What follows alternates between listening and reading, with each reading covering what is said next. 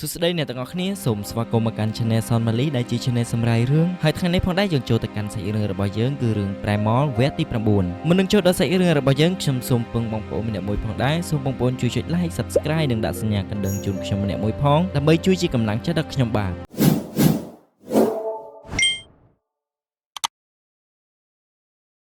កាលពីវគ្គមុនស្ពាមីរ៉ានិងហ្វាងបានធ្វើការបោះបោលដើម្បីរួចខ្លួនអំពីអំណាចនៃស្ដេចស្រីនៃកោសម្ព័ន្ធមួយនេះតែការព្យាយាមរបស់ស្ពាហ្វាងមីរ៉ាគឺមិនបានសម្រេចនោះទេកាលពីវគ្គមុនស្ពានិងហ្វាងមីរ៉ាត្រូវបានស្ដេចស្រីម្នាក់នេះចាប់ខ្លួនរបស់ពួកគេហើយនៅពេលនេះហ្វាងត្រូវបានក្រុមកោសម្ព័ន្ធមួយនេះចាប់ចងនឹងច្រវាក់ហើយឲ្យបរិសដែលមានមាឌធំម្នាក់នេះសម្លាប់ហ្វាងទៀតផងចំណែកឯកូនរបស់ហ្វាងវិញនៅពេលនេះយំទ្រហឹងដោយកើតមកភ្លាមមិនទាន់បានឃើញមុខម៉ែឪស្រួលបួលផងបែរជាជួបរឿងមិនល្អម្ដាយត្រូវគេរកសម្លាប់ទៅទៀតចំណែកឯបរិសដែលមានមាឌធំនេះកំពុងតែឈរពីមុខហ្វាងនិងស្មាំងស្មាតនិងតាំងស្មារតីក្នុងការសម្លាប់ហ្វាងក្នុងចិត្តបរិសដែលមានមាឌធំនេះគឺគាត់មិនចង់សម្លាប់ហ្វាងនោះទេប៉ុន្តែនៅពេលនេះគាត់ត្រូវតែកាត់ចិត្តមុននឹងគាត់យាដៃសម្លាប់ទៅលើហ្វាងគាត់បានងាកមកមើលមុខកូនរបស់គាត់ក្នុងចិត្តរបស់គាត់គឺគាត់គិតពីកូនរបស់គាត់ស្ពាហ្វាងនិងមីរ៉ាទៀតផងដោយសារតែពួកគេទាំងអស់គ្នាធ្លាប់ជាមិត្តរួមក្រុមនិងជួយគ្នាទៅវិញទៅមកសិនបើគាត់ហ៊ានសម្លាប់ហ្វាងនៅពេលនេះមនោសញ្ចេតនាស្ពាហ្វាងនិងមីរ៉ាគឺដាច់ហើយប៉ុន្តែបើសិនបើគាត់មិនសម្លាប់ហ្វាងទេ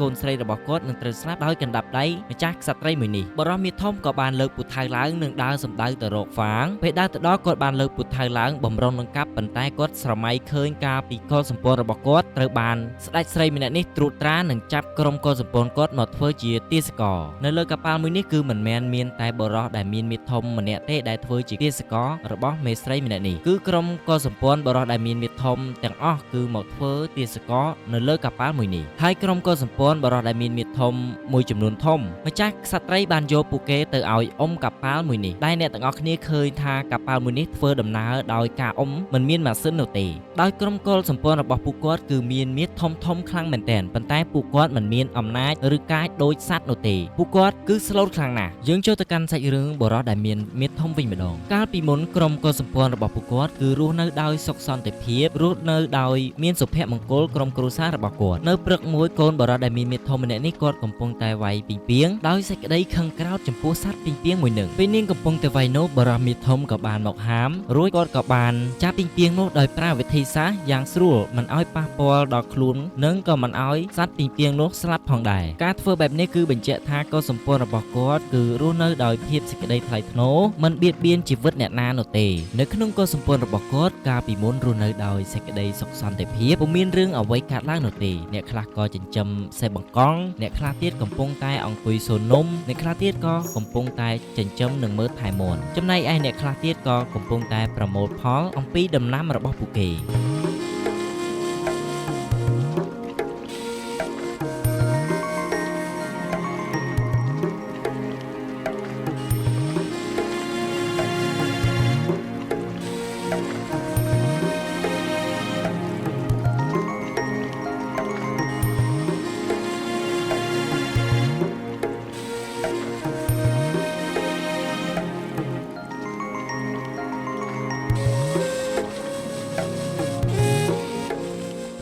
នៅថ្ងៃមួយមានបរិសម្នាក់និងស្ត្រីម្នាក់គាត់កំពុងតែដើរប្រមូលផលបន្លែផ្លែឈើរបស់ពួកគេកំពុងតែដើរបេះផ្លែឈើនោះក៏ស្រាប់តែមានសំណាញ់មួយមកគ្របពីលើពួកគេទាំងពីរនាក់នេះគឺជាអន្ទាក់នៃក្រុមកុលសម្ព័ន្ធមេស្រីចាស់របស់ពួកគេក្រុមកុលសម្ព័ន្ធមួយនេះបានចូលត្រួតត្រានៅលើក្រុមកុលសម្ព័ន្ធបរិសដែលមានមាឌធំទាំងនេះប្រសិនបើក្រុមកុលសម្ព័ន្ធបរិសដែលមានមាឌធំទាំងនេះគាត់តស៊ូនិងជំនះឧបសគ្គមួយនេះដោយតតាំងគាត់នឹងអាចយកឈ្នះបានប៉ុន្តែពួកគាត់គឺមិនហ៊ានតតាំងជាមួយក្រុមកុលសម្ព័ន្ធមួយនេះនោះទេចំណែកឯបរិសម្នាក់នេះវិញគាត់ក៏បានទាញកូនស្រីរបស់គាត់ចូលទៅពួននៅក្នុងផ្ទះពេលនោះក្រុមទាហាននៃកុលសម្ព័ន្ធដែលចូលមកចាប់ពួកគេនោះគាត់ក៏បានលោតចូលមកដើម្បីចាប់បរិសដែលមានមាឌធំនេះក្រុមកុលសម្ព័ន្ធមួយនេះគឺមិនបានសម្លាប់ពួកគេនោះទេគេគ្រាន់តែចាប់ក្រុមកុលសម្ព័ន្ធមួយនេះធ្វើជាទាសករតែប៉ុណ្ណោះក្រុមទាហានជាច្រើនអ្នកបានចូលទៅចាប់បរិសដែលមានមាឌធំម្នាក់នេះប៉ុន្តែត្រូវបានបរិសមាឌធំម្នាក់នេះសម្លាប់ក្រុមទាហាននឹងចោលទាំងអស់ពេលគាត់បានសម្លាប់ក្រុមទាហានតូចៗនេះចោលទាំងអស់គាត់ក៏បានប៉ះជាមួយម្ចាស់ស្រីវិញម្ដងដោយម្ចាស់ស្រីនេះគាត់មានចលនាបំលាស់ទីលឿនគាត់ក៏បានលោតទៅចាប់កូនរបស់បរិសដែលមានមាឌធំម្នាក់នេះដើម្បីបង្ក្រាបបរិសម្នាក់នេះដោយយុទ្ធសាស្ត្រងាយៗ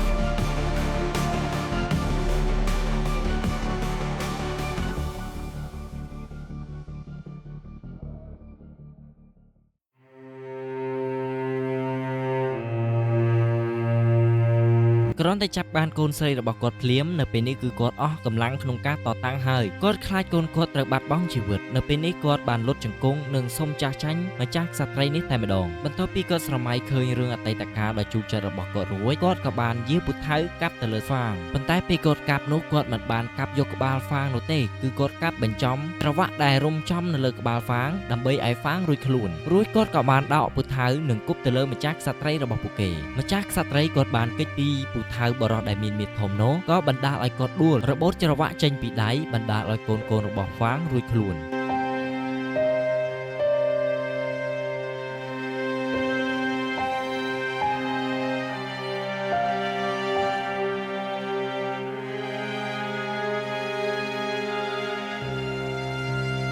ពេលនេះកូនរបស់ហ្វាងបានរត់ទៅរកហ្វាងដោយសប្បាយរីករាយប៉ុន្តែនៅពេលនេះគឺក្រុមទាហានបានបាញ់ព្រួញទៅលើហ្វាងក៏បានខំប្រយុទ្ធនឹងការពារកូនរបស់គាត់ដោយសេចក្តីអង្អាចឯស្ពាវិញឃើញសភាពការមិនស្រួលគាត់ក៏បានប្រើកម្លាំងដ៏ខ្លាំងមហិមារបស់គាត់ដកដុំថ្មដែលគេចងគាត់ជាប់ទៅនឹងច្រវាក់ចំណែកឯបរិសុទ្ធដែលមានមាឌធំម្នាក់នេះវិញគាត់ក៏បានរត់ទៅរកកូនរបស់គាត់ប៉ុន្តែនៅពេលដែលពួកគាត់រត់ជិតដល់គ្នាស្ដេចនគរសម្ពន្ធមួយនេះគាត់ក៏បានចាប់កូនស្រីរបស់គាត់លើកឡើងលើនិងទាញយកកំបិតរកចាក់ទៅលើកូនស្រីគាត់ទៀតផងប៉ុន្តែនៅពេលនេះបរិសុទ្ធដែលមានមាឌធំគាត់ក៏បានជន់ក្តារឲ្យបាសម្ចាស់ក្សត្រីនេះឡើងលើម្ចាស់ក្សត្រីក៏បានឃ្លាតទៅឆ្ងាយចំណែកឯកូនរបស់គាត់បានផ្លោងទៅរកគាត់វិញដោយសុវត្ថិភាព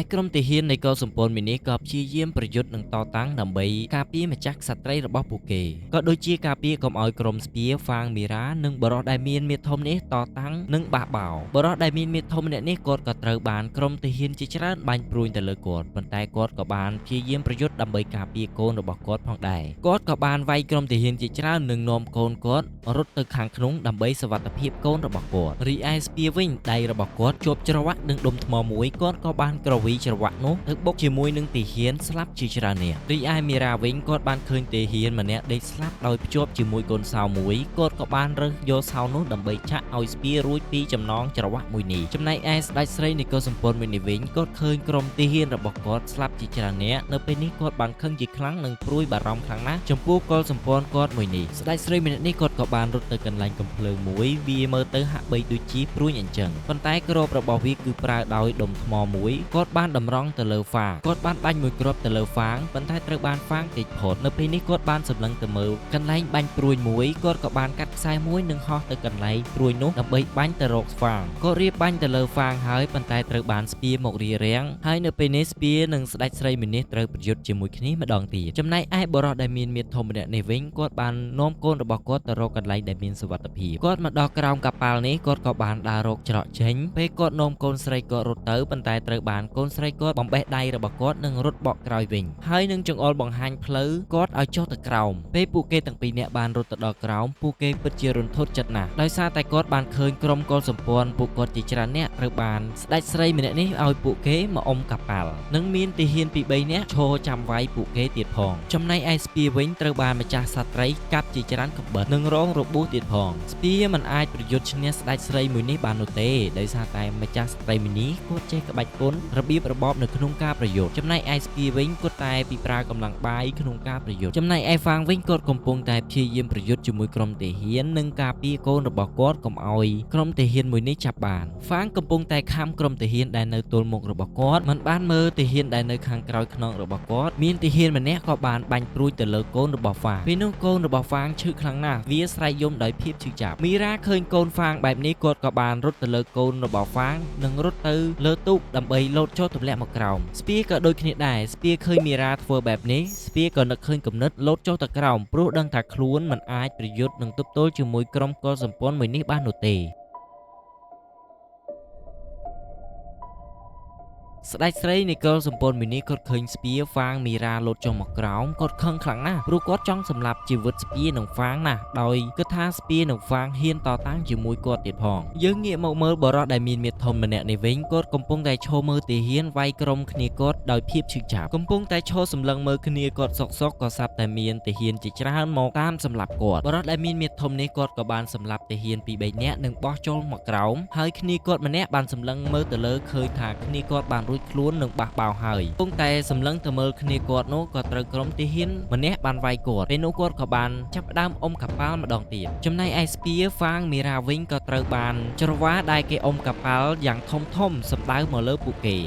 ព្យាយាមហែកគេចពីច្រវាមួយនេះប៉ុន្តែច្រវានៃក្រប៉ាល់មួយនេះគឺលឿនខ្លាំងណាស់ស្ពាហ្វាងមីរ៉ាក៏ភ័យខ្លាំងណាស់ដោយមិនដឹងថារស់ឬក៏ស្លាប់ទេនៅពេលនេះព្រោះមិនមែននៅលើគោកទេគឺនៅក្នុងទឹកគាត់ពិបាកក្នុងការគេចមែនទែនប៉ុន្តែនៅពេលនេះច្រវាទាំងអស់ត្រូវបានទម្លាក់ចុះស្ពាហ្វាងមីរ៉ាក៏លែងបារម្ភទៀតហើយមូលហេតុដែលច្រវាទាំងនេះឈប់ដំណើរការដោយសារតែអ្នកអុំកប៉ាល់ទាំងអស់ត្រូវបានឈប់អុំទាំងអស់គ្នានៅពេលនេះអ្នកអុំកប៉ាល់ទាំងអស់ត្រូវបានក្រោកឈរឡើងនិងតតាំងជាមួយក្រុមកុលសម្ព័ន្ធមួយនេះព្រោះពួកគេលែងចង់នៅក្រោមការត្រួតត្រារបស់ស្ដេចស្រីម្នាក់នេះទៀតហើយពួកគេពុំដែលបានឃើញកម្ដៅថ្ងៃនោះទេដោយសារតែម្ចាស់ក្សត្រីនេះដាក់ទារុណកម្មពួកគេឲ្យនៅអុំកប៉ាល់មួយកន្លែងចំណែកឯក្រុមបរិសុទ្ធដែលមានមាឌធំទាំងអស់ដែលកំពុងតែអុំទូកនេះត្រូវបានទាហានម្នាក់វាយប៉ុន្តែនៅពេលនេះគាត់បានក្រោកឡើងនិងតទល់វាយទាហានជាច្រើនអ្នកបានស្លាប់ចំណែកឯស្ពាបានឃើញទូកមួយកំពុងតែមានចលនាដោយគិតថាមានក្រុមទាសករនៅក្នុងនឹងផងដែរគាត់ក៏បាន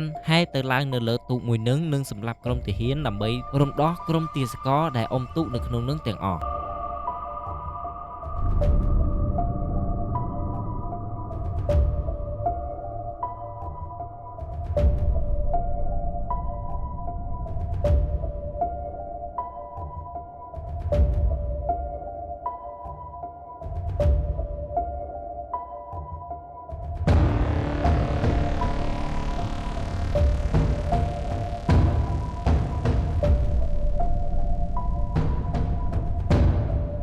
បន្ទាប់ពីរំដោះក្រុមទាសករទាំងនោះរួចហើយស្ពាក៏បានហៅមីរ៉ាហ្វាងឲ្យឡើងនៅលើទូកនេះចំណែកឯស្ដេចស្រីគាត់កំពុងតែឈរសម្លឹងមើលពីលើគាត់ឃើញសកម្មភាពរបស់ហ្វាងបែបនេះគាត់ខឹងខ្លាំងណាស់គាត់បានដើរត្រឡប់មកបំរុងចុះទៅក្នុងកប៉ាល់របស់គាត់វិញប៉ុន្តែនៅពេលនេះកប៉ាល់របស់គាត់ត្រូវបានរង្គើដូចជារំជួយអញ្ចឹងក៏ព្រោះតែក្រុមបរិសុទ្ធដែលមានមាឌធំទាំងអស់បានឡើងមកលើដើម្បីបះបោរទាមទារយកសេរីភាពវិញគ្រាន់តែពួកគេមកដល់លើភ្លាមពួកគេក៏បានវាយក្រុមទាហានជាច្រើននាក់អស់ខ្ទេចគ្មានសល់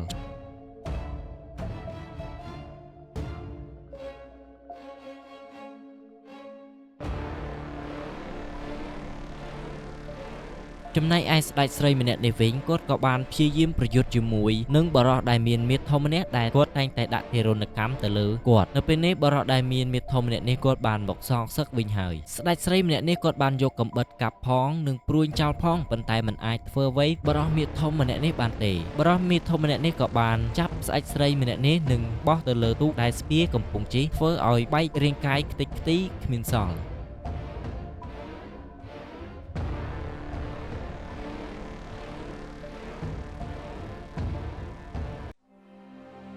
ស្ពាមីរ៉ាកំពុងតែអង្គុយសាសងគ្នាក៏ស្រាប់តែទូករបស់គាត់ត្រូវបានធ្លុះគាត់បានសម្លឹងទៅមើលសាកសពនោះគឺជាសាកសពស្ដេចស្រីនៃកុលសម្ព័ន្ធមុនគាត់បានដើរទៅសម្លឹងមើលទៅលើក៏បានឃើញបរិសុទ្ធដែលមានមាឌធំនោះពួកគេក៏បានញញឹមដាក់គ្នាហើយពួកគេទាំងអស់គ្នាក៏ត្រូវបានចែកផ្លូវគ្នាដើម្បីទៅរស់នៅផ្សេងគ្នារៀងៗខ្លួន